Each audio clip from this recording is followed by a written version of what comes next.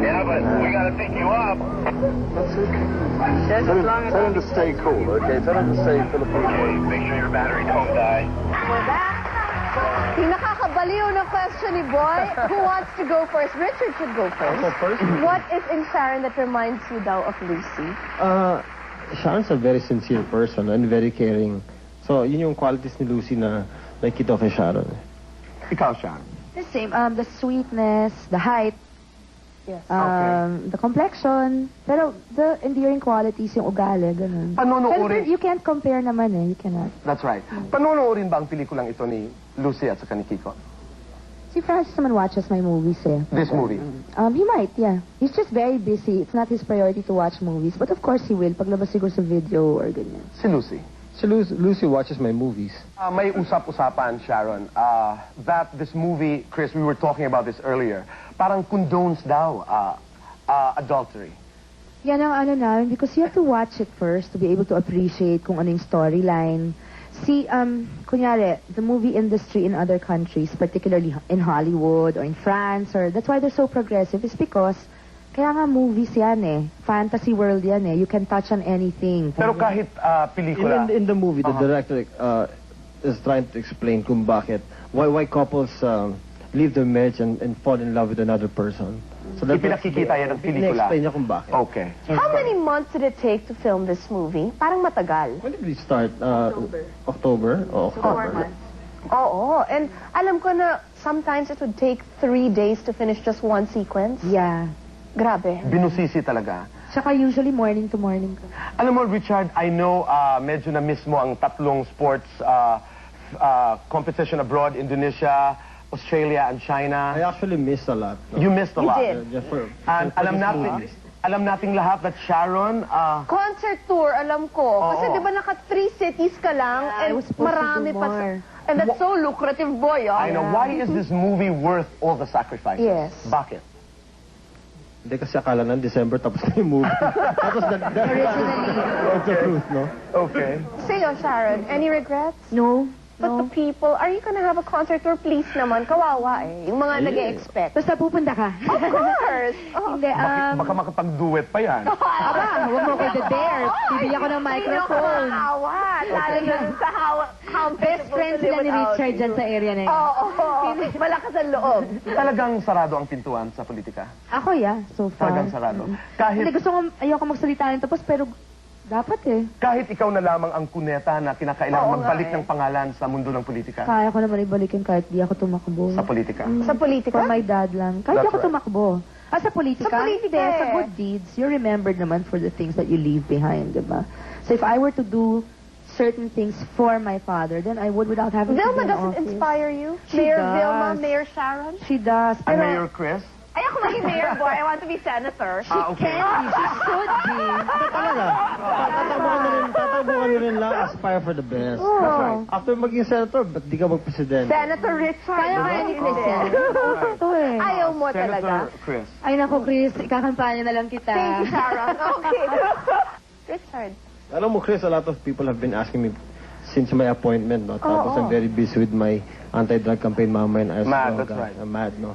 Pero ang hindi alam ng tao, since 1994, I've been doing this crusade, anti-drugs, saka sports, basically for the youth, no? So hindi lang itong 1990s lang ito, Naumpisahan ika nga ang public no? service mo. Hindi, Vice Mayor matagal na Richard to. Gomez daw. Hindi. Against Jude.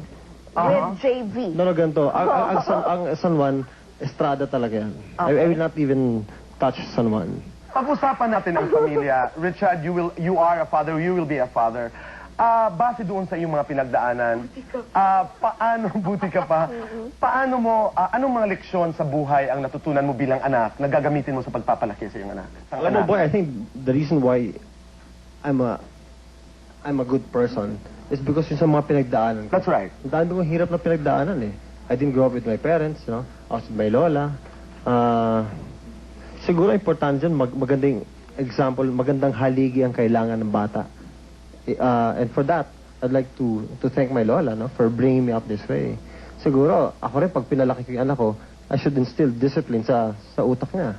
no? Sharon has never made a secret of the fact na talagang daddy's girl. Yung talagang ganun ang bonding. And your mom even admitted. Hindi yun. In-admit niya sa show na medyo may competition pa kayong dalawa for his affection. What is in your mom now? I think I'm a bit different because there's not much of a generation gap between me and Casey. I'm just 19 years older.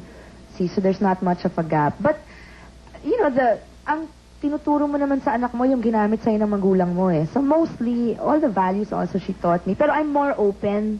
The communication lines are more open between me and my daughter than they were between me and my mom. Why? I was always more comfortable talking to my Tita Helen about my soul and my heart because my mom was always, you know, she had that responsibility of raising me. My Tita Helen raised me in a way, but you know, I didn't really come from her. A friend. So, exactly. At saka third party, nanunood, may distansya. Talking about Casey, saan ba papunta ang bata? And what is her choice right now? I'd like her to finish school and just be happy with her life, find a peaceful life. Mag-aartista rin ba siya? Musical career Si kaya? Casey musical ang kanyang She composes? She composes, she sings, she plays instruments, but she really has no interest in movies. And I was allowing already Casey to do commercials because we've had offers. Ang dami, di ba? Sabi niya, Mom, I'll sleep on it. Okay, the next day she says, Mom, not yet. Bakit daw? Siguro she's at that stage na she wants to be just as anonymous as her friends. But can doesn't she realize be? it. But can she be anonymous with a few appearances? Kasi ako sabi ko, yung commercial, iba naman yun sa may regular TV show ka or ano. Kasi ayokong magalaw yung prioridad niya na eskwela. Pero commercials, I wanted her sana also to learn the value of work para makaipon naman siya. Tama ka. Gaano na ka-solid at kalalim ang pagiging magkaibigan ni Sharon at ni Richard after all these years? Important is that you get to communicate in speaking terms. I'm very open to Sharon. Kung meron siyang problema, she can always come to me. Mature na kami ngayon.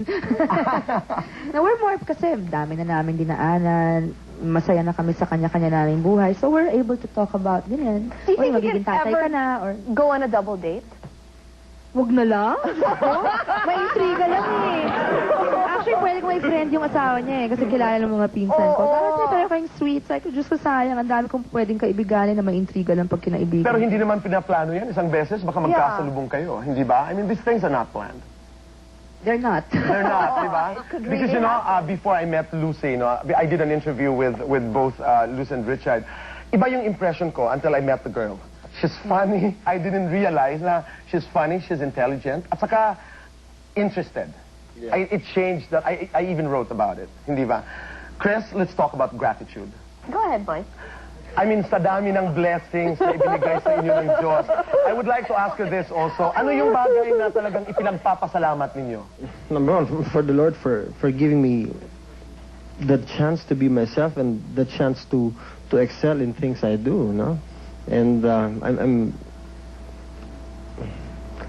have a lot to thank for, Kris. Sobra. Not just one or two things, pero ang dami sa lahat halos ng mga ginawa ko. I've been good at it. I've been successful in it. Blessed. I'm blessed. Nagpapasalamat ako and I share this to people. Sharon? Ako, my parents, the family I grew up in, the person I've become, saka lahat ng dinaanan ko, sama na lahat pati yung warts. That's right. Oo, sama na kasi I wouldn't have turned out this way kung hindi ko dinaanan yun. Ako, last question, Kris. Matagal na kayong magkaibigan.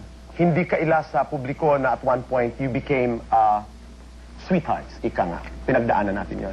Richard, if you were to say this line today, in what emotion will you say it? Minsan minahal kita, Sharon. Pwedeng, di ba? Pwedeng in gratitude, Yes. with regret, Right. with remorse, with Happiness. How would you say the line? I'd say it in a very light and happy way. Can we try that? Ako rin, ako walang regret. Oo. I can imagine. How would you say it? Alam mo, Sharon, Ako ganyan. Ano rin, minsan minahal kita. minsan minahal kita. Ikaw din, Sharon. And I will always Alam mo, remain a Richard, friend to you. Me too. I just wanna see you do it. Alam mo? Alam mo, Richard, minsan minahal kita. Deadman. Ganon.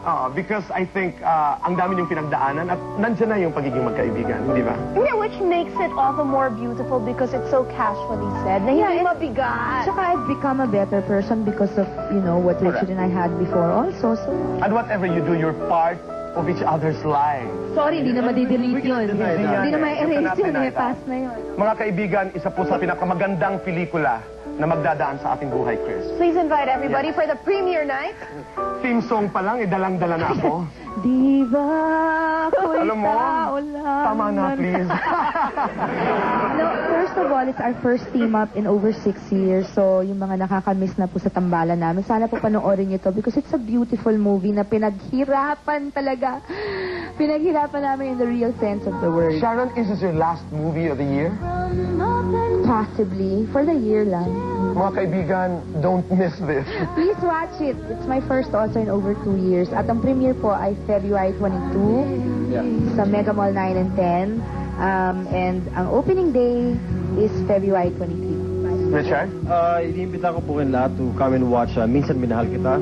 It's a worthwhile movie and marami kami sinakripisyo ni Sharon para sa pelikula to. So, sana mapanood ninyo. Maraming salamat po. Napakagandang Thank you so pelikula. much. Kaya sana isang araw, masabi natin sa isa't isa, how will you tell me, minsan minahal kita, Ay, boy? the boy. Forever kitang mamahalin. Teka, before we go doon, can I just say something? Yes, please. Kasi I told some members of my staff to tell you, but I really want to thank Kris because whenever I guest on her show, I never expect it to be special because I don't want to expect it, but it always turns out to be. I always feel a bit more special whenever I come from her show as well as when I'm here in the bus. Thank you so much. Thank you, you're welcome. Number 1 fan, what do you expect? Tagahan. Okay. Minsan minahal kita. Talagang in-insist. Forever kitang mamahalin, boy. Mga kaibigan, panoorin niyo po, Minsan Minahal Kita. Richard Gomez and Miss Sharon Cuneta. Thank you very much. Thank you. Please don't go away, the buzz will be back.